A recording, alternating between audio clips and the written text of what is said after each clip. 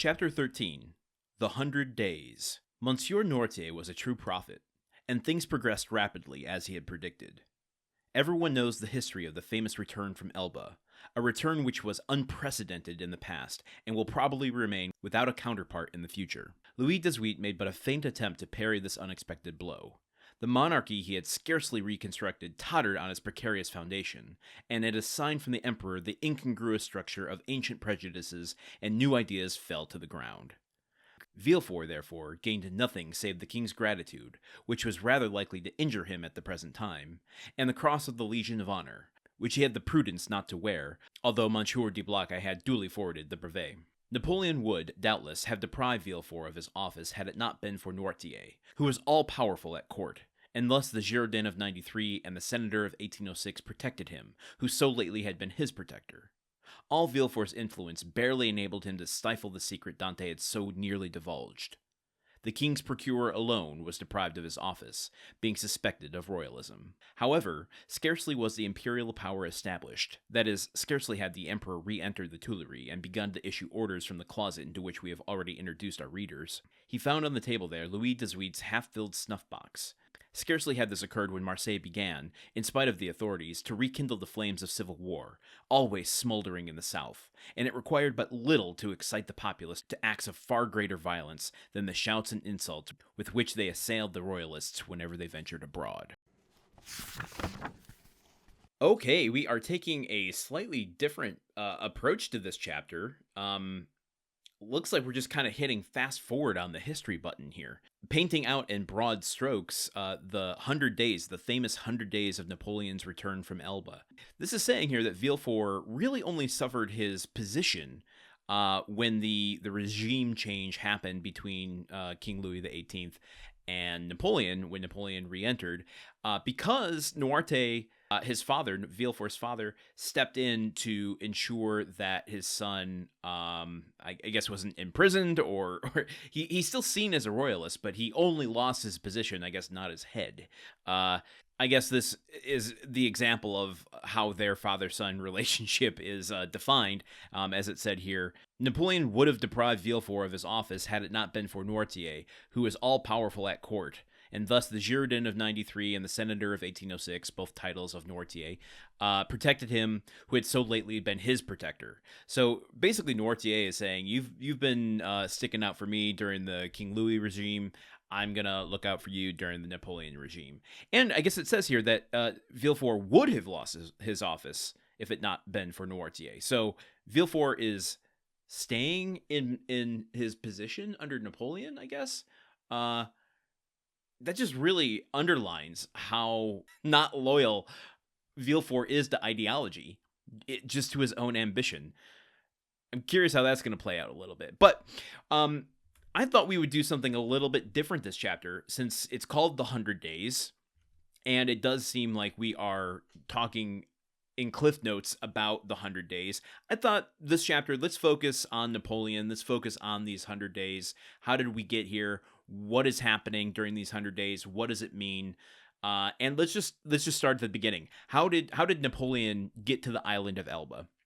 This book has talked much about him being there, Dante having gone to Elba to visit him on the last orders of his recently passed ship captain, Leclerc.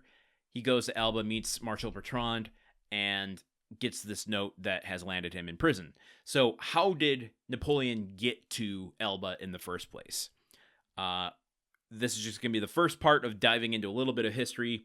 So during the French Revolution, it caused a kind of a power vacuum, a challenge to the monarchy, who was, as we talked about in the previous chapters, held by the King Louis bloodline. King Louis XVI had a son with Marie Antoinette, who lived to 10 years old and then died. I might have misreported that earlier. Someone fact check me on that. And all of this to say, folks, I'm not a historian here. I'm just, I'm learning at the same speed you are. So please correct me if I'm wrong on any of this. But the revolution created a power vacuum, and Napoleon, during the wars that were being waged, made his way up through the ranks and eventually got power hungry and named himself emperor, overthrowing the throne. And He ran many war campaigns for many years, mostly successful. However, things started to fall apart at a certain point where he's kind of expanding the colonization of France across the bordering territories. And everyone's getting a little nervous about him. Britain, Russia, Prussia, Austria, they're all like, we got to stop this guy or he's going to come for us next. This is going to be world domination unless we stop Napoleon. And so Napoleon's a little stretched thin by about 1812. He's been doing this for almost a decade, if not more at this point. And eventually he suffered, like he's been known for one miraculous defeat after another, just like brilliant strategic planning, military planning has won him wars.